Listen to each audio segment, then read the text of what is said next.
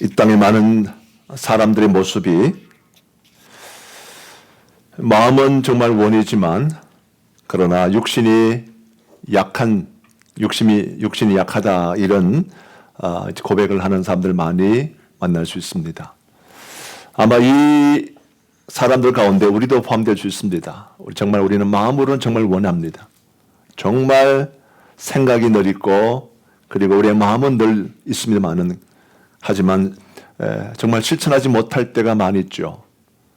우리의 마음 가운데 그런 것이 있습니다. 정말 실천하고 싶습니다만은 그러나 자꾸 하지 못하는 이 핑계 또 저 핑계 되는 그런 우리들 모습을 많이 볼 수가 있습니다. 이 땅의 모든 사람들의 모습 가운데 이런 부분이 있죠. 왜 이런 일이 벌어지느냐? 많은 이유가 있겠습니다만은 가장 큰 이유는요. 자꾸 우리는 미뤄요. 자꾸 미뤘습니다. 우리 가운데 그런 아주 좋지 못한 습성이 있습니다. 자꾸 미루는 습성. 해야 되는 줄 알고 또 하고 싶은 마음도 있지만 그러나 지금 하지 못하고 미루게 되는 우리들의 모습을 볼 수가 있습니다. 실제로 제가 목회하면서 우리 성도님들에게서 참 이런 이야기 많이 들었습니다. 앞으로 제가 달라질 거예요. 앞으로 우리 남편이 달라질 것이고 앞으로 우리 아내가 달라질 것이고 우리의 아이들이 달라질 것입니다. 그런 이야기 많이 하죠. 정말 앞으로는 좋아질 것이고 앞으로는 달라질 것이고 앞으로는 열심히 좀 잘할 것 같습니다. 앞으로는 우리가 좀 더 시간을 많이 할애하면서 좀 더 많은 시간을 이렇게 투자해서 이렇게 좋은 시간 보내고 앞으로는 정말 주의 일에 헌신할 겁니다. 충성할 것입니다. 라고 그런 이야기를 많이 해요. 아마 우리들 가운데도 그런 이야기를 하신 분들이 계실 겁니다. 목사님, 제가 앞으로는 좀 잘하겠습니다. 기도 열심히 좀 하겠고 말씀 열심히 좀 묵상도 하겠고 주의 일에 좀 충성하겠습니다. 이런 이야기를 하죠. 그런데 그런 이야기를 합니다만은 그러나 문제는 뭐냐면 그 일을 하는 그 날은 실제로 잘 오지 않는다는 거예요. 제가 친구에 목회하면서 우리 성도님들이 말씀하신 대로 실제로 이루어지느냐, 실제로 이루어지는 그 내용보다는 정말 그렇게 말씀하시고는 그것이 끝인 경우들 제가 너무너무 많이 보았어요. 우리 성도님들의 그 품었던 마음을 제가 폄하하거나 그런 것 자체를 제가 무시하는 것이 아니라 우리들 마음에 다 그런 마음이 있다 그 말이에요. 하고 싶은 마음이 있지만 하지 못하는. 내 마음에 이미 그런 것은 있지만 그러나 실천하지 못하는 이런 문제가 참 심각하다, 많다. 자꾸 우리는 미루게 된다는 거예요. 오늘 할 것을 내일로, 다음에 조금 더 기회 있으면, 조금 더 여유가 생기면, 조금 더 환경이 좋아지면 그때 내가 할 것입니다. 그런 생각들을 하는 건지 제가 잘 모르겠습니다만 어쨌든 자꾸 이제 말한 대로 이루어지지 않고 말한 대로 실천되지 않는 것을 많이 볼 수 있죠. 통계에 의하면 전 세계 인구의 50%, 정말 half 정도입니다. 전 세계 인구의 이 50% 정도가 아픔 가운데 있답니다. 고통 가운데 있다고 그래요. 이유는 여러 가지 되겠죠. 하지만 어쨌든 간에 눈물과 고통의 삶 가운데 있는 사람들이 전 세계 인구의 절반 정도입니다. 그러니까 말하자면 이제 둘 중에 한 사람 정도는 눈물의 삶이다, 고통의 삶이다 하는 겁니다. 왜 이런 일이 벌어질까요? 그러니까 이런 일이 없으면 좋겠는데 하지만 실제 우리 삶 가운데는 그런 일이 있다. 실제로 아파하고 실제로 고통 가운데 있고 실제로 눈물 속에 있는 정말 너무나 안타깝고 가슴 아픈 그런 상황들 속에 있는 사람들이 많습니다. 둘 중에 하나입니다. 자, 왜 이런 일이 벌어지느냐? 물론 마음은 다 있잖아요. 내가 앞으로 제가 치료 받을게요. 지금 앞으로 제가 수술을 받을 거예요. 그러나 지금은 아닌 것 같아요. 많은 경우에 사람들이 그렇게 합니다. 문제 있는 것을 알면서도 그런 상황에 대해서 지적을 해주고 그런 상황에서 지금 아프니까 병원 당장 가봐야 되고 지금 아프니까 이 문제를 해결해야 된다고 조언해 주는데 그러나 많은 경우에 보면 그것을 하지 않지요. 그러다가 더 상황이 악화되고 힘들어지는 걸 볼 수 있습니다. 사람들은 그렇다는 거예요. 사람들은. 지금 제가 말씀드린 것은 일반적인 모습입니다. 모든 오늘날 살고 있는 대부분의 사람들인데, 하지만 그런 사람들도 물어보면요, 다들 행복하기 원하고 만사가 형통하기 원합니다. 잘 되기를 원합니다. 우리 마음속에 다 그런 마음이 있는 거 아니겠어요? 지금 내가 자꾸 미루고 내가 내 마음에 이것을 해야 되는 줄 알면서도 하지 못하는 그런 상황이 있지만, 그러나 이 문제로 인해서 아픔이 있고 고통이 있지만, 그러나 내 마음 소원, 내 마음의 깊은 곳에 있는 소원은 뭐냐면 정말 형통하고 잘 되고 일이 술술 풀리는 것, 이걸 원한다 그 말이죠. 그래서 오늘 제가 다시 한 번 더 이 형통이라는 주제를 가지고 말씀 좀 소개를 하기 원합니다. 형통. 우리는 다 형통 원하죠. 형통에는 갈망했죠. 정말 그렇습니다. 잘 되면 좋겠어요. 이 목회자 입장에서 우리 교회 성도님들 모두가 다 잘 되면 좋겠고요. 우리 가정 한 가정, 우리 또 뭐 자녀들 한 명 한 명 생각 보면서 정말 모두가 잘 되면 좋겠습니다. 각자가 원하는 대로, 각자가 기대하는 대로, 각자가 꿈꾸는 대로, 각자가 희망하는 대로 잘 되고 정말 술술 풀리고 번영하고 형통하고 승리하고 성공하면 좋겠어요. 모든 사람이 다 그런 마음이 다 있습니다. 그런데 우리가 알다시피 형통이라고 하는 것은 성경의 개념이거든요. 하나님 말씀 속에 나와 있는 개념이 형통입니다. 그런데 이 형통이란 사람은 모든 사람에게 다 주는 것은 아니에요. 성경을 우리가 묵상을 해보고 이 말씀을 보면서 이 성경 속에 나와 있는, 성경에 기록되어 있는 많은 인물들의 모습을 추적하고 살펴보게 되어지면 어떤 사람은 정말 형통했어요. 어디로 가든지 형통한, 어느 곳에 있든지 무엇을 하든지 형통한 사람이 있는가 하면, 그러나 그렇지 못한 사람도 있죠. 마음은 다 원이지만 실제로 하지 못하는 일로 인해서 전 세계 인구의 50%나 되는 사람들이 지금도 아파하고 고통 중에 있는데, 그러나 그 사람들에게 가서 물어보면 그들 또한 형통하기를 원한다고 그렇게 말해요. 형통을 갈망한다고 그렇게 말해요. 그래서 오늘 저는요, 형통에는 원리가 있으니까 이 원리를 우리가 좀 배워서 우리가 이 원리를 실천함을 통하여 우리도 형통하기를 원하는, 실제로 원하는 그 형통이 이루어지는 그런 복된 성도들 될 수 있기를 원합니다. 그래서 제 설교 제목은요, 형통의 원리를 아십니까? 라고 하는 설교 제목이 되겠습니다. 오늘 우리가 함께 합던 본 말씀에 보면 어디로 가든지 형통한 사람이 있죠. 하나님께서 말씀을 통해서 이 사람은 그가 어디로 가든지 형통하다, 형통하였다라고 이렇게 평가해주는 한 사람 만날 수 있습니다. 그 사람 바로 희숙이라는 사람인데요. 자, 본문 7절 상반절 말씀 있죠. 우리 다시 한 번 더 합독해 보기 원합니다. 같이 합독합니다. 시작. 여호와께서 그와 함께 하심에 그가 어디로 가든지 형통하였더라. 아멘. 여호와께서 그와 함께 하심에 그가 어디로 가든지 형통하였더라.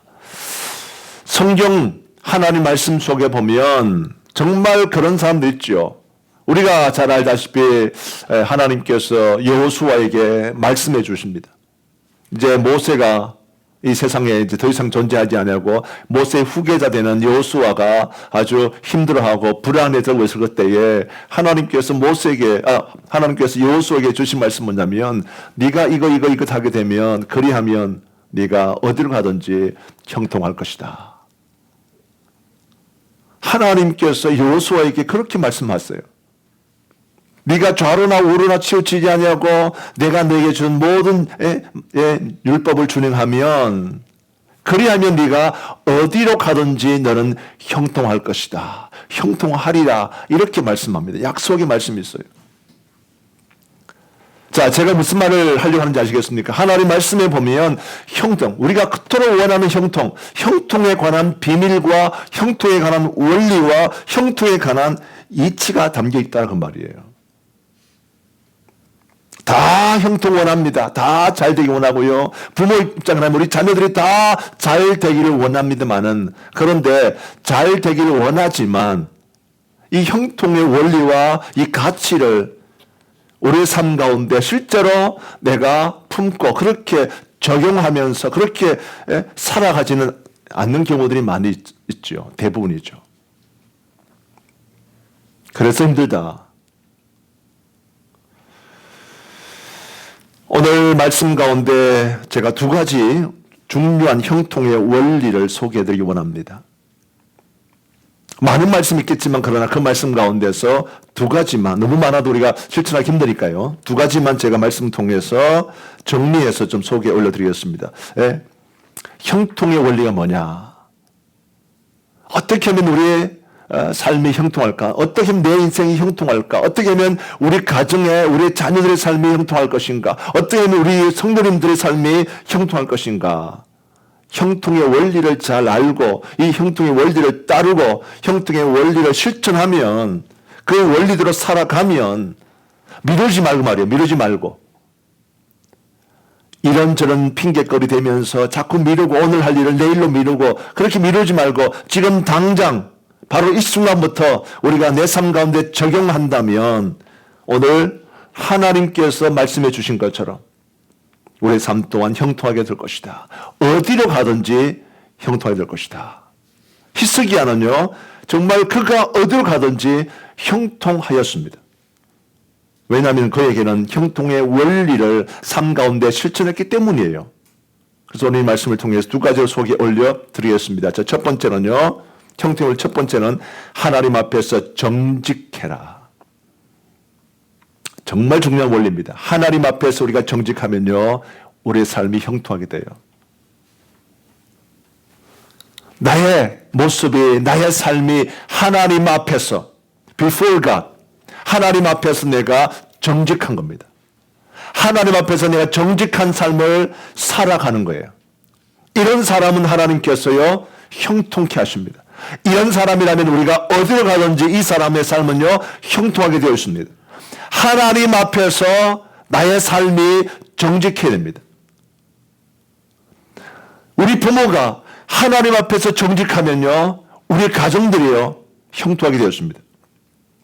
우리의 자녀들이 하나님 앞에서 정직한 삶을 살면요, 우리 자녀들의 삶이 형통하게 되었습니다. 다른 거 아니에요. 중요한 포인트입니다. 이 원리를 떠나시면 안 돼. 이 법칙과 이 이치를 떠나면 안 됩니다. 하나님 앞에서 언제나 우리는 정직한 삶을 살아야 합니다.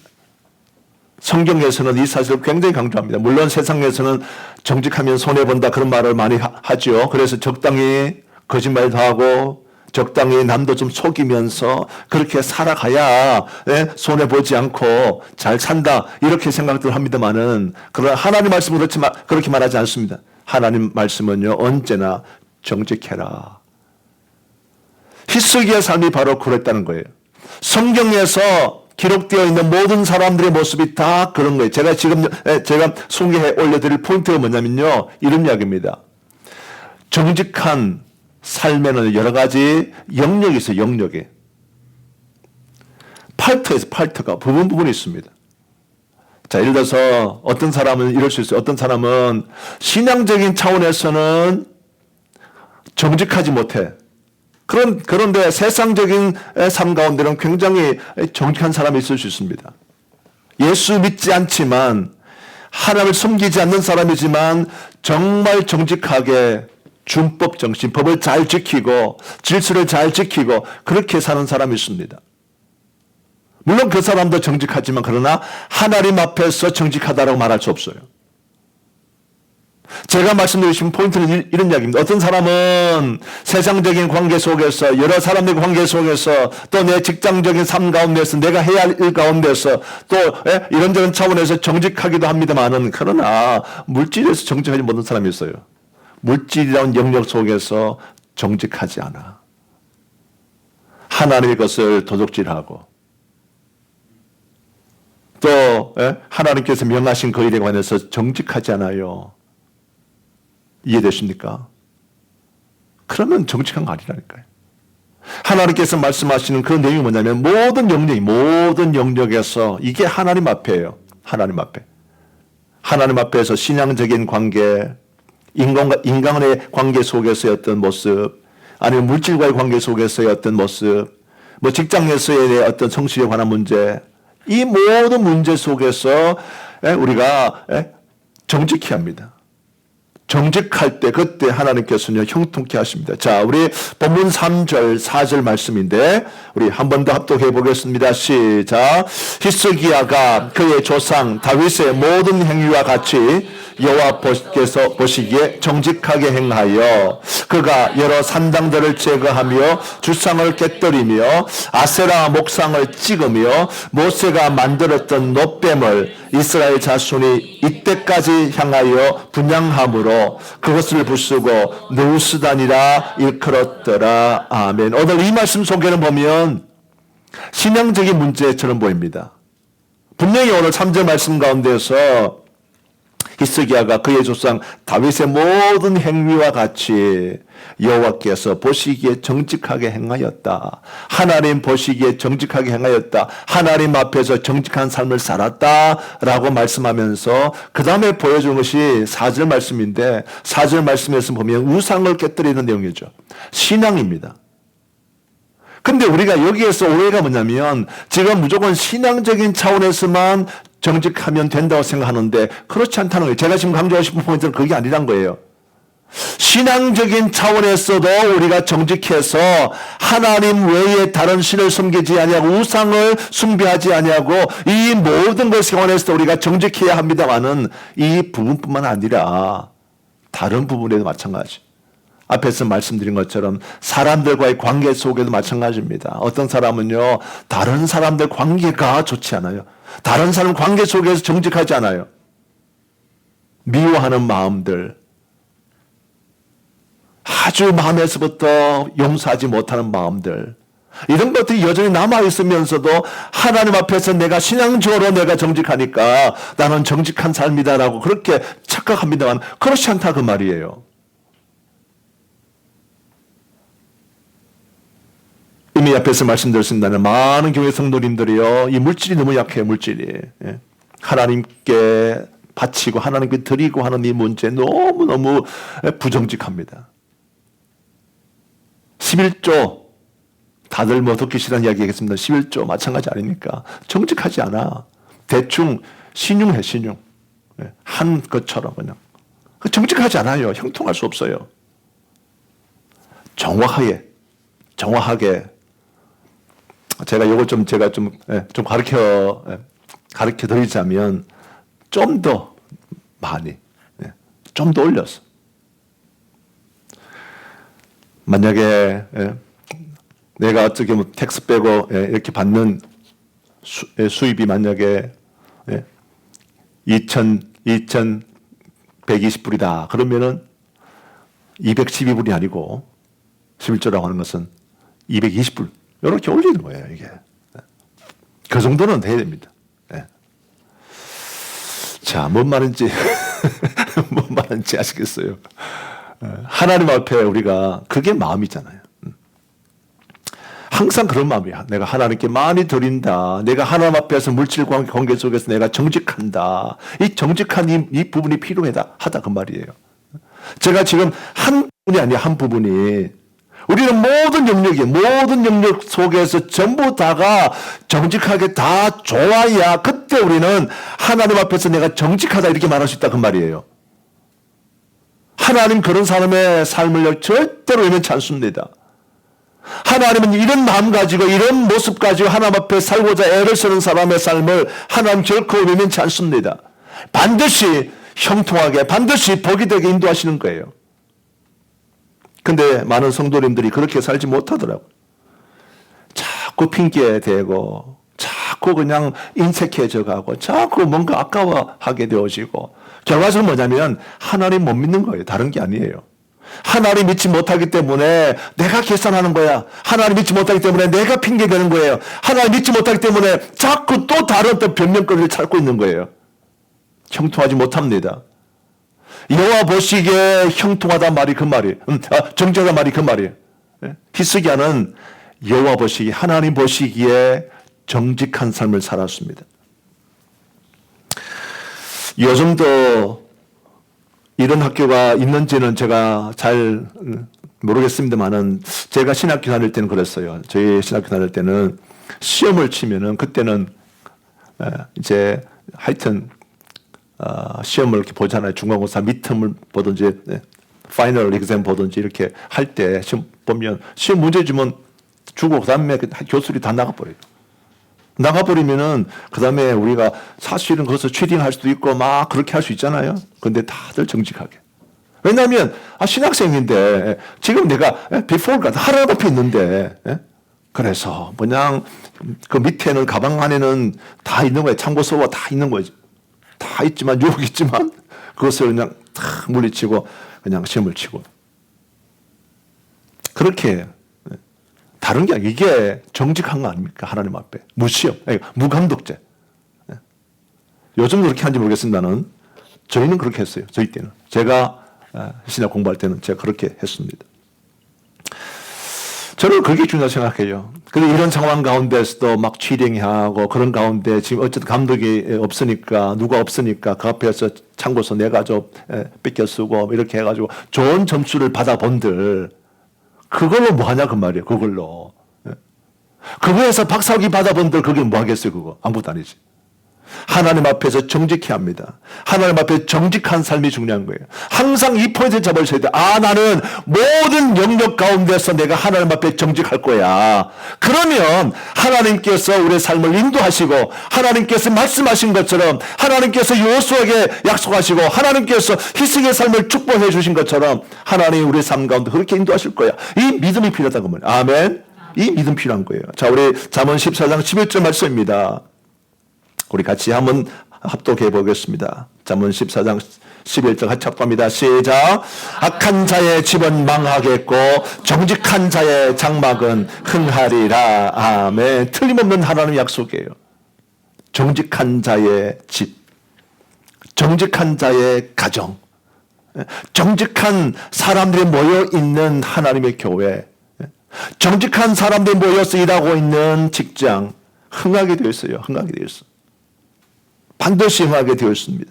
이것은 하나님의 틀림없는 약속인데 자 우리가 이 땅을 살아가면서 과연 내 삶이 그런가를 돌이켜보셔야 돼요. 과연 내가 정말 이 마음 품고 살아가고 있는가 확인해 보셔야 돼요. 근데 그게 안 되더라고. 점점 세월이 흘러가면서 자꾸 세상의 유혹을 받는 것 같아요. 세상 사람들의 소리를 자꾸 듣는 것 같아요. 믿음이 없는 사람들의 주변 사람들 말을 자꾸 듣는 것 같아요. 여러분 다른 소리 듣지 말고 하나님의 음성을 들어야 합니다. 다른 소리 중요한 게 아니에요. 제가 지금 외치지만 제 소리 중요한 게 아니고 저를 통해 주신 하나님의 음성을 들으셔야 합니다. 아멘. 예배가 바로 그런 거예요. 예배 시간에 오셔서 다른 거 아니고 하나님의 음성을 내가 듣기 원한다. 하나님의 메시지를 듣기 원한다. 그렇다면 하나님께서 뭘 원하는지 하나님께서 무엇을 말씀하는지 우리가 알 거 아니에요.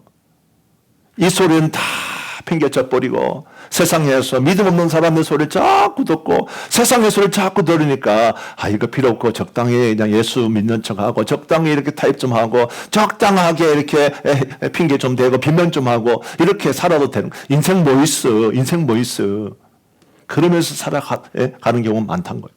이러니 이 시대가 믿음이 없는 시대 되고 만 거예요. 이 시대가. 그런 이 시대가 약한 시대가 되고 말았습니다. 사탄이 무서워하지 않는 시대가 되고 말았어요. 정직한 삶은요 정말 필요합니다.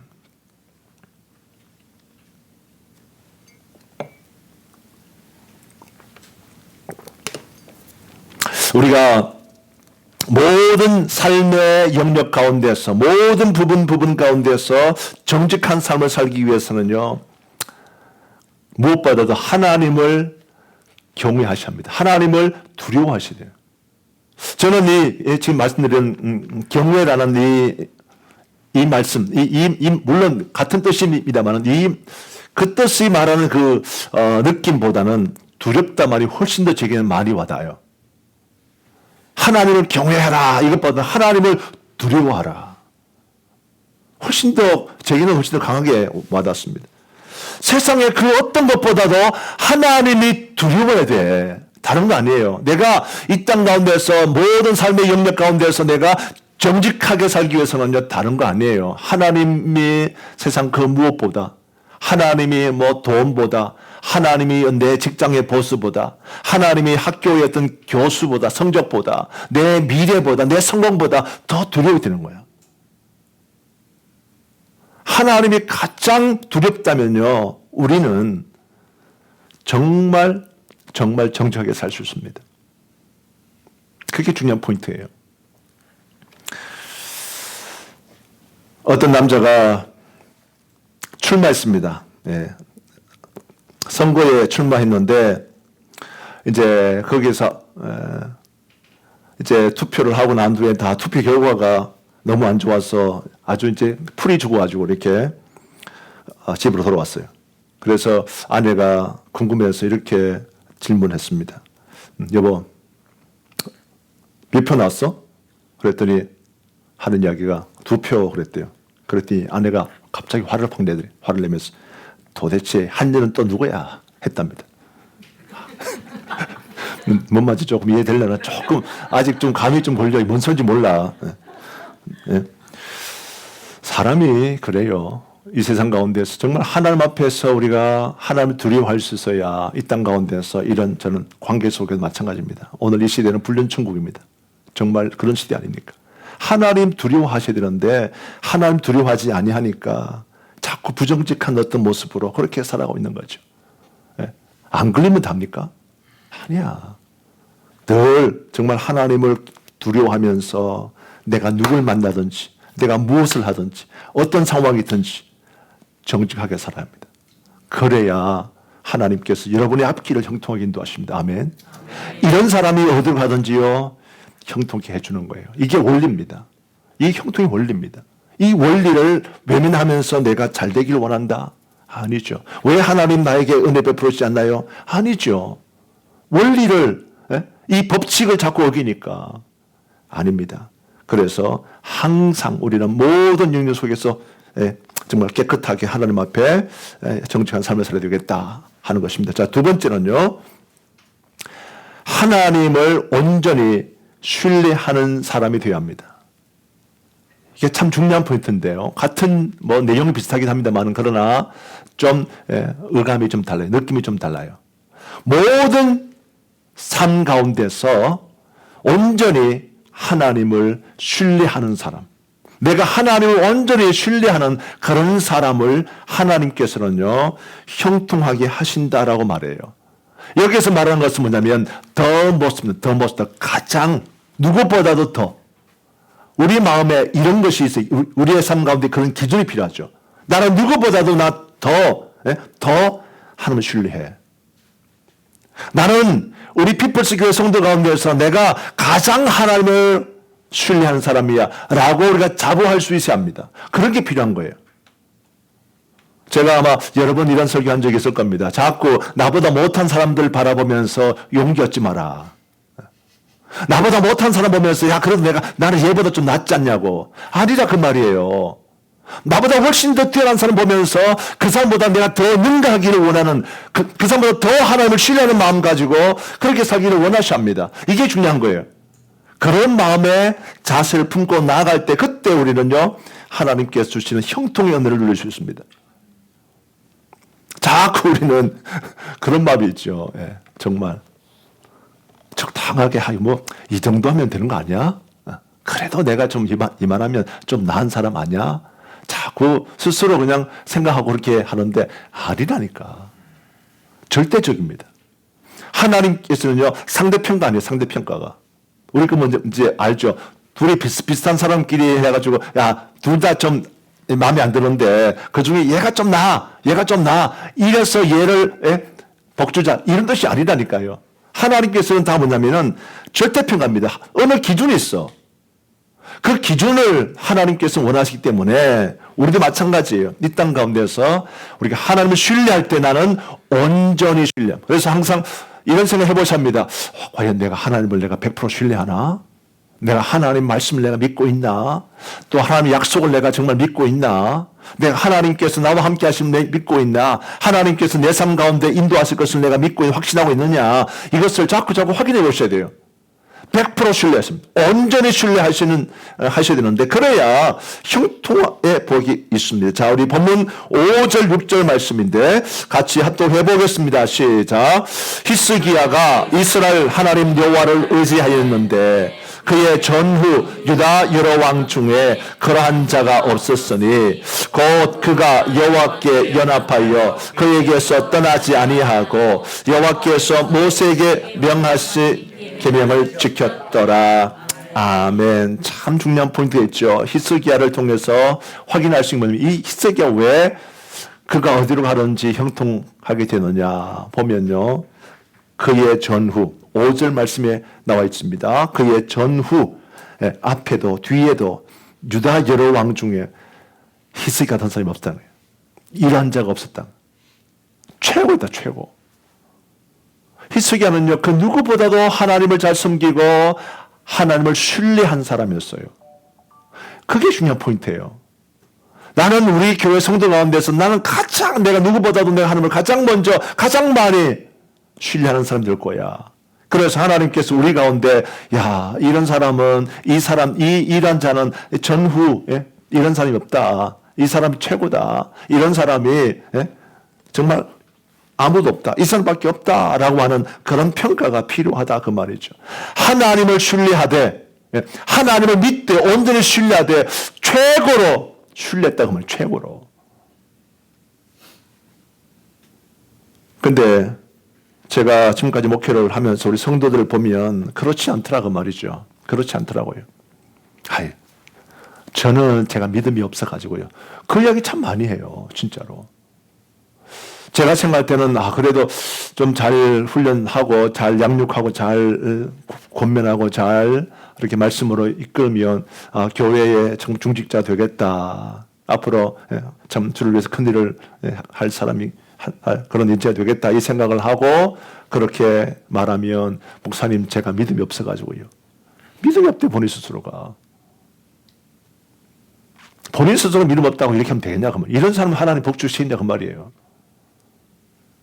우리가 이것은 절대 교만이 아닙니다. 제가 말씀드린 포인트는 절대 교만이 아니야. 그게 아니고 정말 내가 하나님을 세상의 그 무엇보다도 세상의 그 어떤 것보다도 하나님을 최고로 내가 신뢰합니다라고 하는 이 고백이 있다면 그럴 수 없는 거 아니겠어요? 그 말 쉽게 나올 수 있는 거 아니잖아요. 하나님께서 하라면 순종하겠습니다. 하나님 말씀은 제가 100% 신뢰합니다. 하나님께서 스탑하면 제가 100% 신뢰하기 때문에 하나님께서 하지 말라 하신 것은 제가 하지 않겠습니다. 이렇게 나와야 되는데 저 믿음이 없어가지고 제가 못 믿어가지고 하나님 신뢰하지 못해가지고요. 자꾸 그냥 하지 말라면 하고 해라 하면 하기 싫어하고 이렇게 해서 어떻게 형통할 수 있겠느냐 그 말이죠. 빼앗길 수 없는 축복 자유라고 하는 책이 있습니다. 베스 모란 분이 쓴 책인데 굉장히 통찰 있는 말씀을 남겼어요.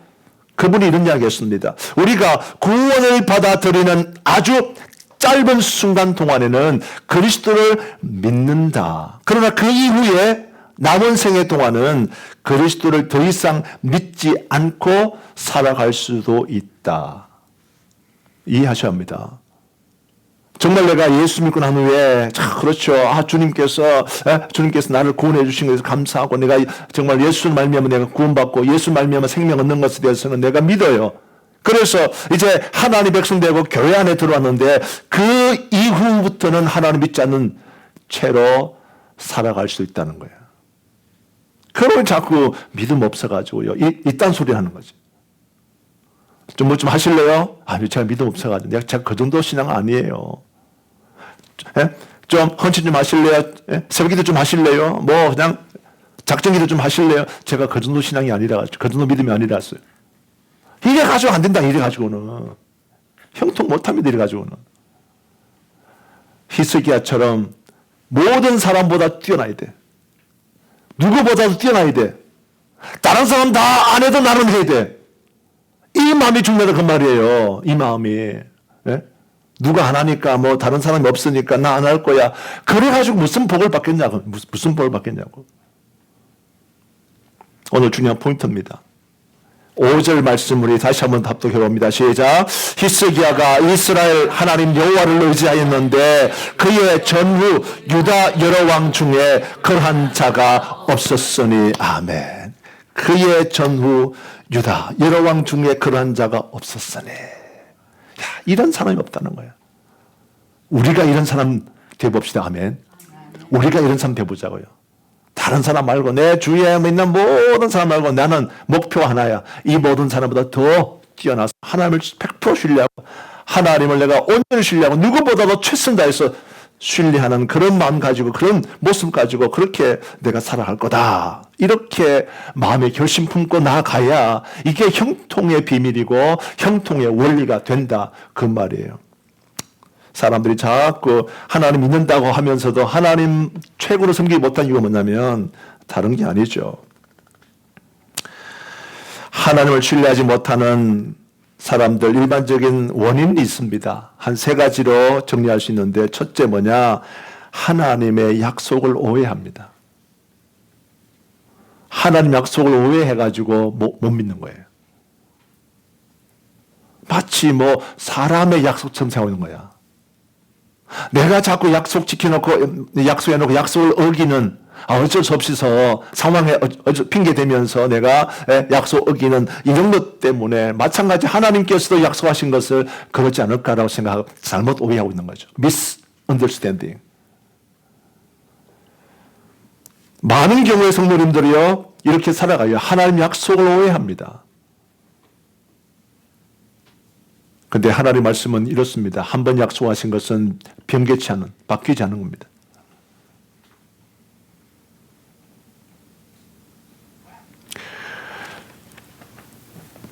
다시 말씀드립니다.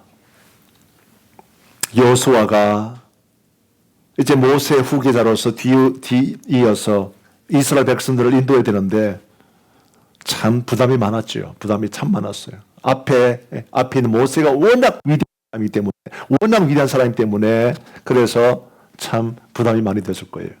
비교가 되잖아요. 그리고 원래 여호수아는 모세의 종입니다. 모세 시종입니다. 그러니 이것을 알고 있는 그 모든 이스라엘 백성들이 야 너는 모세 종 아니야? 모세 따까리 아니야? 모세의 비서 아니야? 이랬던 그 사람에 대해서 자기가 과연 말을 하면 내 말을 과연 믿어줄까? 내가 과연 이 백성들을 이끌 만한 권위가 있을까? 백성들을 인도할 만한 어떤 그런 게 있을까? 많이 불안하고 많이 두렵고 했겠죠. 하나님은 그 여호수아의 마음을 정확하게 아시고 말씀합니다.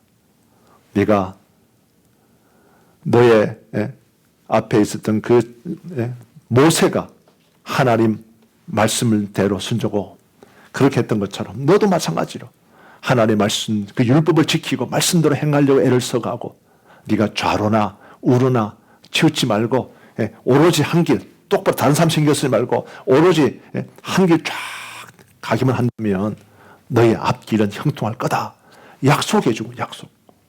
이게 하나님의 약속이에요. 이 약속을 우리가 오해하면 안 됩니다. 내가 하지 않으면서, 내가 노력하지 않으면서, 내가 수고하지 않으면서 무조건 나 예수 믿고 나 교회 다니니까 내 삶이 잘 되기를 원한다면 하나님의 말씀에 대한 오해다 그 말이에요. 오해. 두 번째는요. 우리가 하나님의 답변을 알지 못하기 때문이에요. 하나님의 앤서를 알지 못하기 때문이에요. 자꾸 우리는 우리가 원하는 앤서를 자꾸 원하잖아요. 내가 기대했던 그 대답을 원하는데 하나님은 때때로 그 대답이 아닐 수 있다니까. 그래서 제가 항상 그런 얘기 했어요. 우리가 지금 당장 모르니까 항상 뒤를 돌아보라고. 뒤를 돌아보면서 내가 지금까지 살았다. 그때 하나님이 막아주신 거였구나 라고 하는 것을 이제야 알고 있는 거예요. 내가 진짜 이 사람이랑 결혼해야 돼, 이 사람이랑. 결혼해야 돼. 하나님 내게 주신 짝 맞는 것 같아. 라고 생각할지 모르지만 나중에 지금 당장 몰라. 뒤를 돌아보면 그게 아니었어. 하나님의 답변이 전혀 다른 데 있다 그 말이에요. 마찬가지야. 지금도 혹시 이게 하나님의 앤서인가 싶지만 그러나 지금 몰라. 앞으로 지나가서 내년이나 아니면 한 달 후나 뒤를 앞에 갔다가 뒤로 돌아오면 그때 그 순간 이게 하나님의 답변이고 하나님의 최선의 복이었어. 알 수 있다 그 말이죠. 때문에 우리는요 하나님을 신뢰하시는데 이 답변을 잘못 알고 있으니 우리는 오해할 수밖에 없는 거죠. 신뢰하지 못하는 이유 중에 하겠죠. 그리고 또 하나 세 번째입니다. 하나님께서 응답해 주시려고 정해놓으신 시간이 차기 전에 시간이 다 되기 전에 우리가 먼저 포기하는 경우가 대부분입니다. 우리가 먼저 포기하는 경우가 대부분입니다. 자, 그러면 우리는요 하나님을 온전히 신뢰할 수 있도록 힘써야 합니다. 마음에 결심하셔야 합니다. 나는 하나님을 내가 최고로 내가 신뢰할 거야. 누구보다도 나 신뢰할 거야. 이런 어떤 각오와 결단과 결심이 있어야 합니다. 하나님은 그런 사람의 삶을 형통케 하시는데 히스기야가 바로 그런 사람이었고 여호수아가 바로 그런 사람이었고 다윗이 바로 그런 사람이었다 그 말이에요. 갈렙이 바로 그런 사람이었다 그 말이에요. 누구보다도 말입니다. 누구보다도. 항상 이 마음을 갖고 있어야 돼요. 나 우리 교회에서 누구보다도 내가 가장 목사고 나올 리가 없어 그냥. 목사가 장로가 없어. 내가 우리 교회 내가 가장 기도 많이 하고 가장 먼저 말씀 많이 보고 가장 먼저 하나님 앞에 신뢰하는 하나님 백성이야. 이렇게 마음의 결심 결단하셔야 돼요. 이거지. 우리 목사님은 내가 감히 내가 범죄할 수 없고 나 그 밑에 안 된다고 그것도 절대 안 됩니다. 저보다도 우리 사모님보다도 더 누구보다도 더 우리 장로님보다 더 다 그런 모습이 필요한 거예요. 그런 결단이 있을 때 하나님께서 이런 사람을 형통케 하시는구나.